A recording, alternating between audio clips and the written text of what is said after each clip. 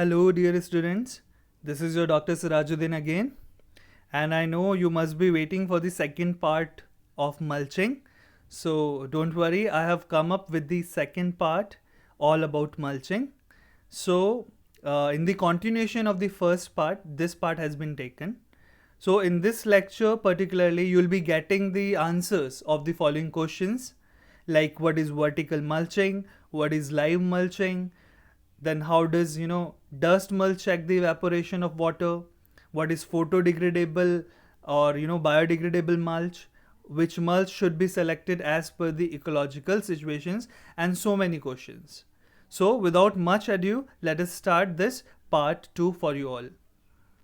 So first of all, you see, in today's lecture, we'll be talking about the other types of mulches, because in the first part we have discussed your organic and inorganic, that is the synthetic one. Okay, so in this lecture we'll be dealing with the vertical mulch, live mulch, dust mulch, degradable mulch, pebbles mulch, and straw mulch. So let us take them one by one. So you see, vertical mulching. In vertical mulching, what we do, we create trenches of 40 centimeter wide, 15 centimeter deep, and at an interval of 2 to 4 meters across the slope. तो करते क्या है इस technique में, vertical mulching में हम trenches आपकी डग out करते हैं जो कि 40 सेंटीमीटर वाइड होनी चाहिए, आपकी 15 सेंटीमीटर डीप होनी चाहिए, और एक ट्रेंच से दूसरे ट्रेंच के बीच में कम से कम 2 से 4 मीटर का हम स्पेस रखते हैं, और it has to be laid down across the slope. ठीक है, तो अक्रॉस द स्लोप होनी चाहिए, अलॉन्ग द स्लोप नहीं होनी चाहिए, ऑलवेज रिमेंबर. एंड देन इनको जब डग आउट हम कर देते हैं, then they are filled with the stubbles और any organic waste to a height of 10 centimetre above the soil surface. तो जैसे कि आप डायग्राम्स में भी देख सकते हैं कि इधर जो राइट साइड में है आपकी, ठीक है, और दोनों ही वैसे आपकी वर्टिकल मल्चिंग की फ़ोटोज़ हैं. ठीक है, तो हमने देखा है कि आपका जो वर्टिकल मल्च है, हमने क्या करी है, ट्रेंचेस देखिए खोद दी हैं, अक्रॉस द स्लोप खोदी हुई हैं. ठीक है, इन बिटवीन आपकी क्रॉप लगी हुई है, और फिर सेकेंड वाली आप पिक्चर्स देखिए, उसमें हमने ऑर्गेनिक रेसिड्यू भर दिया है. So this is called vertical mulching. तो वर्टिकल मल्चिंग का जो मेन एम है कि वो रन ऑफ को चेक करता है, and then that water has to be collected in the shallow trenches. तो शैलो ट्रेंचेस में वो कलेक्ट होता है, तो then it is redistributed to the adjoining soil layers. तो यहाँ पर ये ग्राउंड वाटर रिचार्ज भी करने में हेल्प करता है. मोर ओवर आपकी जो सॉइल प्रोफाइल है उसका मॉइस्चर मेंटेनेंस करने में भी बड़ा हेल्पफुल है. So this method can be considered as a precursor method to broad bed furrow. Okay, so जो BBF है, that is broad bed furrow method का ये प्रीकर्सन माना जा सकता है. एंड मोर ओवर जो क्वेश्चन इससे पूछा जाता है वर्टिकल मल्च से आपके कॉम्पिटिटिव एग्जाम्स में, कि जो ये वर्टिकल मल्चिंग के कौन से क्रॉप में सबसे ज़्यादा यूज़ होती है, तो कॉफ़ी गार्डन्स में सबसे ज़्यादा यूज़, मतलब मोस्टली प्रैक्टिस की जाती है. ओके, तो ये हमेशा आपको याद रखना है, और ब्लैक सॉइल्स में ही की जाती है, ये भी आपको याद कर रखना है. तो सिंपल है वर्टिकल मल्च, सिंपल कि आपको वर्टिकल ट्रेंचेस डग आउट करनी है, और उनको उसके बाद ऑर्गेनिक रेसिड्यू से फिलअप कर देना है. Okay, so this is all about the vertical mulching. Then let us talk about live mulching. तो लाइव मीन्स कि लाइव प्लांट की हम यहाँ पे बात कर रहे हैं.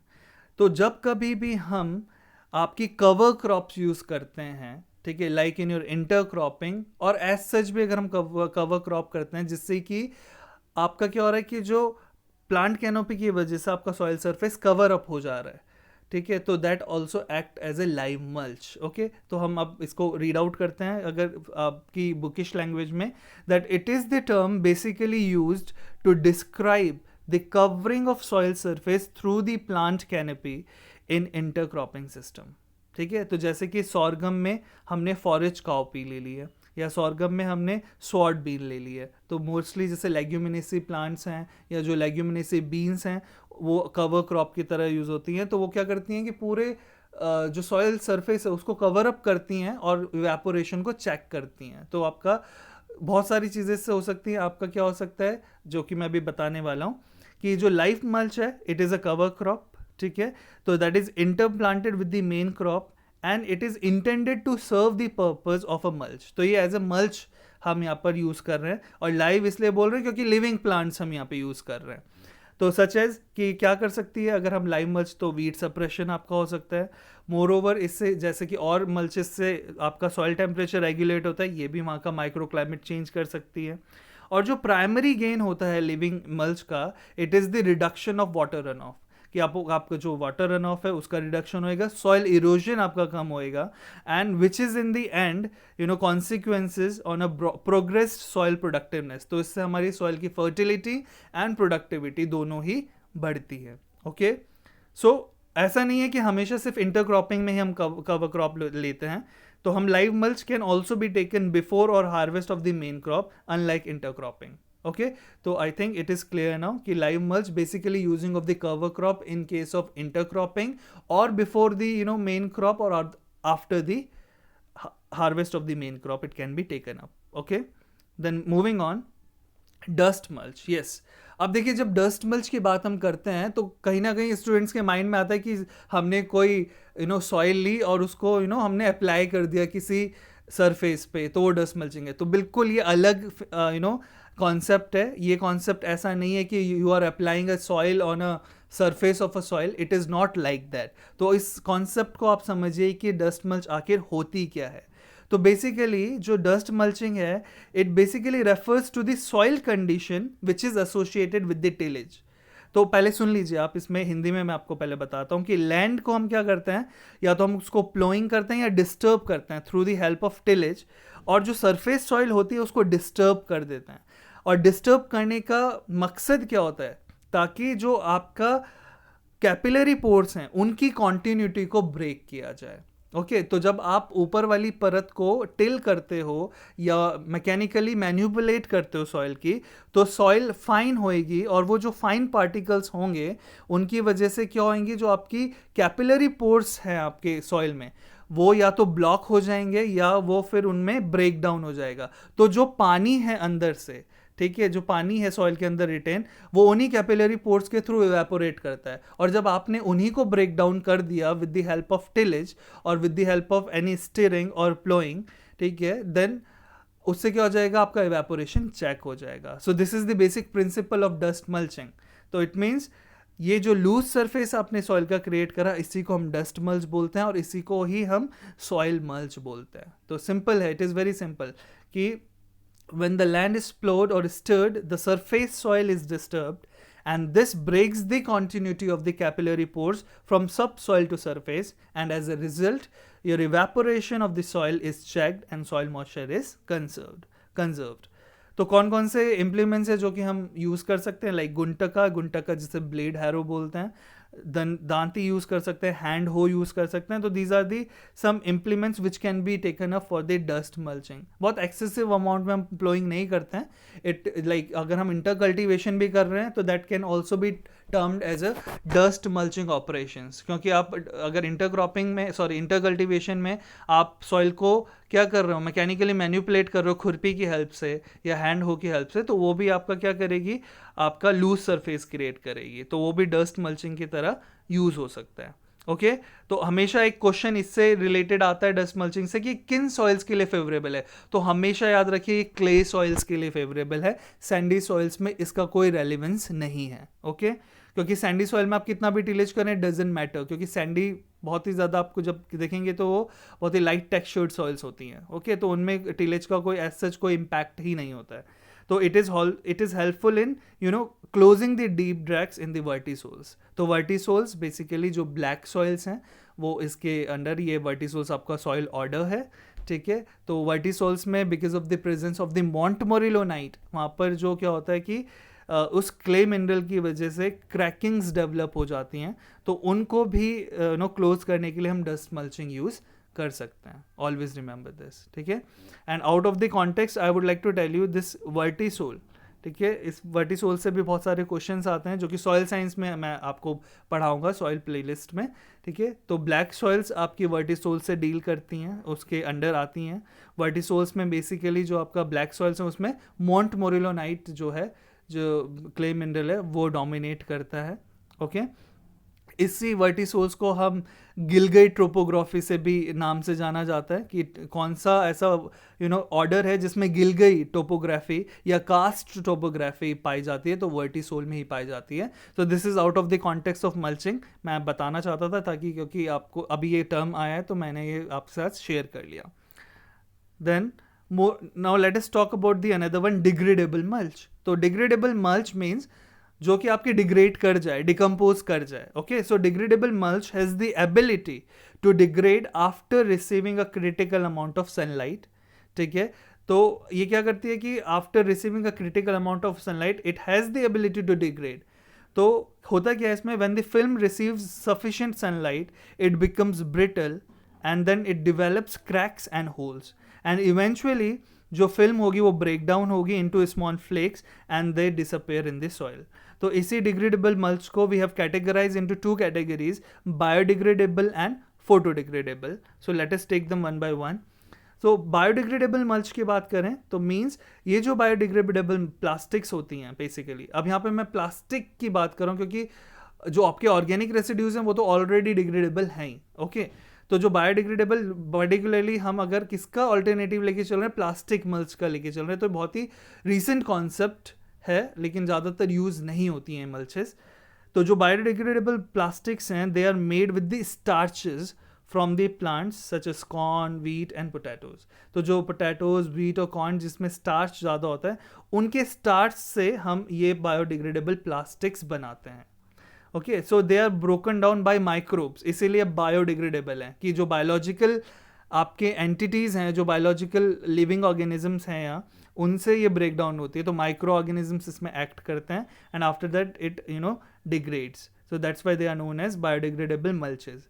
So biodegradable mulch performs just as polythene film and works on tomato and pepper crops, and it can simply be plowed into the ground after harvest. तो after harvest you can easily plow them क्योंकि अपने आप ही वहाँ पर degrade हो जाएंगे. Then let us talk about photodegradable mulch. तो नाम से पता चल रहा है जो सनलाइट या लाइट की हेल्प से डिग्रेड करे. So photodegradable mulch has the same qualities as other black or clear plastic film. ठीक है, वैसी इनमें क्वालिटीज़ होती है, but it is formulated to break down after a certain number of days of exposure to sunlight. But इनमें इसको अलग क्या करते हैं, क्योंकि इनको इस तरीके से बनाया जाता है कि after certain days of exposure of the sunlight ये अपने आप ही क्या करना शुरू करते हैं, ब्रेक डाउन करना शुरू करते हैं, डिग्रेड करना शुरू करते हैं. तो mostly they are used in the USA. India में इसका इतना ज़्यादा यूज़ नहीं होता है और इसमें जो मोस्टली इनके बारे में आपको बुक्स में बहुत कम मिलेगा and it's very hard to find out material on search materials. तो जो मुझको मिला है मैं आपसे शेयर कर देता हूँ, जैसे कि प्लास्टिकॉन.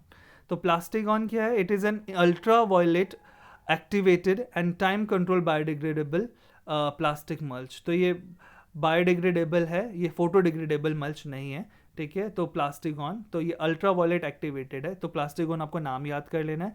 देन बायोलेन. बायोलेन भी क्या है, it is an agricultural mulch film which is design to photodegrade. तो ये फोटोडिग्रेड का एग्जाम्पल है and according to predetermined schedule into the harmless particles. तो ये क्या करते हैं, जैसे कि मैंने आपको बताया कि after a certain period of time ये खुद ही अपने आप को डिग्रेड करना शुरू कर देती हैं एंड जब ये पार्टिकल्स हार्मलेस पार्टिकल्स में बदलती है then they are acted by the microbes also. So these particles then biodegrade into the carbon dioxide. Okay, so moving on, let us talk about the pebble mulch. It is very easy कि जब हम when we use these small pebbles like stones, they are placed on the soil surface, then it is known as pebble mulch. तो इस तरह की mulching बहुत ही dry land horticulture में की जाती है, जो कि फ्रूट ट्री कल्चर में भी यूज़ करते हैं हम इसको. जो पेबल्स होते हैं they are placed on the basins of the trees, not only to reduce the evaporation but it also facilitates the infiltration of rainwater into the basins. तो pebble mulch, इसमें कुछ ज़्यादा समझाने का कुछ है नहीं, so you can go through this. And then moving on, let us talk about the last part of it, the stubble mulch. So basically what we do, it is referred to the stirring of the soil with the implements that leave considerable part of the vegetative material or the crop residues or vegetative matter on the surface as a protection against erosion and for conserving moisture by favoring infiltration and reducing evaporation. तो कोई अगर ऐसे implements हम use कर रहे हैं आपके soil में जिससे कि आपका जो जैसे हार्वेस्टिंग के टाइम पर कि आपका जो वेजिटेटिव मटेरियल है या क्रॉप रेसिड्यूज़ है वो वहीं पर छूट जा रहे हैं सॉइल में, तो हम जब स्टबल्स, इसीलिए उसका नाम भी दिया है स्टेबल मल्च. तो it means here we are using the wheat straw और द लाइक स्टॉक्स और the haulms of the plants, और उनको जब हम एज ए बैरियर यूज़ करते हैं तो that is known as stable mulch. और इनका भी लाइक अदर मल्चेस, इनका भी जो ऑब्जेक्टिव होता है वो कंजर्व करना होता है मॉइस्चर को और सॉइल इरोजन को प्रोटेक्ट करना होता है. मतलब सॉइल को इरोजन से प्रोटेक्ट करना इसका बेसिक ऑब्जेक्टिव होता है. और ये कैसे करती है? By increasing the infiltration and by reducing the evaporation. So basically जो stubble mulch है, it is very effectively done in western countries where crop residues or the bioproducts like straw, stovers or the haulms are not given to animals as a fodder. That's why they are taken by the farmers to create the mulch. And special farm implements are available to create minimum disturbance and leave large surface area undisturbed. ठीक है, तो it also acts as a like minimum tillage and conservation tillage. तो conservation tillage और minimum tillage में आपका एक अलग ही unit लेके आऊँगा टिलेज का, जिसमें हम डिस्कस करेंगे. तो वैसे कंजर्वेशन टिलेज का जो मेन एम होता है कि हम सॉइल को डिस्टर्ब नहीं करते हैं, और डिस्टर्ब ना करते हुए उसमें हम क्रॉप रेसिड्यू रिटेन करते हैं. और तीसरा प्रिंसिपल उसमें होता है कि हमको क्रॉप रोटेशन या क्रॉप डाइवर्सिफिकेशन उसमें मेनली लिया जाता है. So stable mulch can be taken up as a form of minimum tillage in which we create barrier of the organic residues और this not organic residues as such, मतलब जहाँ पर हम straw, stover और हॉर्म्स, क्योंकि स्टबल्स हम use कर रहे हैं वहाँ पर, तो that is known as stable mulch. So these are the types of mulches. इससे ज़्यादा और कुछ नहीं है, आपको इतना ही पढ़ना है. Now another question comes to our mind, how do we select mulch films? Like for which purpose, which kind of mulch should be used? Okay, so always remember जो selection होता है film का या mulching का, that depends upon a specific purpose like to be achieved, like whether we are using for it weed control, whether we are using for the raising of the soil temperature, whether we are using to decrease the soil temperature, whether we are using it for the disease control or whether we are using it for the enhancement of the plant growth. तो इन सब factors पे depend करता है selection. तो बात करते हैं कि सपोज करिए अगर आपका पर्पस है ऑर्चार्ड और प्लांटेशन का, then use thicker mulch. Then if weed control through solarisation is your purpose, तो मैं डिस्कस भी कर चुका हूँ, ट्रांसपेरेंट फिल्म आपकी यूज़ होती है प्लास्टिक की. देन अगर सैंडी सॉइल है then black film of the, और यहाँ पर देखिए मैं बात कर रहा हूँ बेसिकली जो ये फिल्म्स हैं ये प्लास्टिक मल्च की बात यहाँ पर हो रही है. ओके, तो ब्लैक फिल्म आपकी सैंडी सॉइल्स में यूज़ करनी चाहिए. वाइट फिल्म आपकी जो होनी चाहिए मल्च की, that has to be used in the summer crop plan. It means it is recommended, और ये recommendation after research they have recommended. तो ये रिकमेंडेशन तमिलनाडु एग्रीकल्चर यूनिवर्सिटीज़ की हैं जो मैं शेयर कर रहा हूँ आपके साथ. देन अगर इंसेक्ट रेपेलेंट आपको रखना है then you should use silver colour film. और अगर अर्ली जर्मिनेशन चाहिए then you need to have thinner film of the mulch. So this is all about the day and I hope you have gone through each and every topic very clearly. और अगर अभी भी आपको कोई questions आते हैं, queries आती है, तो you are free to ask me in the comment section and I always reply to them whenever I get the time. और आप ऐसे ही कमेंट करते रहिए ताकि it keeps me motivating, like मुझको ये मोटिवेट करता रहे और मैं आपके लिए ऐसे ही वीडियोस बनाता रहूँ आगे. एंड ये एक और मैं आपसे बात कहना चाहता हूँ कि ये देखिए ये जो लेक्चर्स हैं एजुकेशनल लेक्चर्स हैं, तो you need to watch them from starting to the end. ये ऐसा नहीं है कि आपने कोई एंटरटेनमेंट वीडियोस देखनी है, क्योंकि जब तक आप पूरा नहीं देखेंगे तो आपको कॉन्सेप्ट्स क्लियर नहीं होंगे. So it is highly recommended and requested to you all कि आप पूरी वीडियोज़ देखिए, ना कि सिर्फ 5 मिनट और 2 मिनट. ठीक है, तो इससे हमको भी अच्छा लगेगा, हमको मोटिवेशन मिलेगा कि yes our work is being appreciated by the students. तो और यही मैं आप मतलब ये इट इज़ हाईली रिकमेंडेड कि आप पूरी वीडियोज़ इसे देखें. So if you have like the lecture, do like, share, comment and subscribe my YouTube channel Agri Tutorial, and yes, do not forget to press the bell icon for the regular updates. So stay at your home, stay healthy, be positive. हमेशा positive रहिए. Okay, talk to your friends, talk to your family, but be positive, be happy. There is a solution of every problem. Just you need to share it with the right person. Okay, so this is all for the day. Thank you very much, class.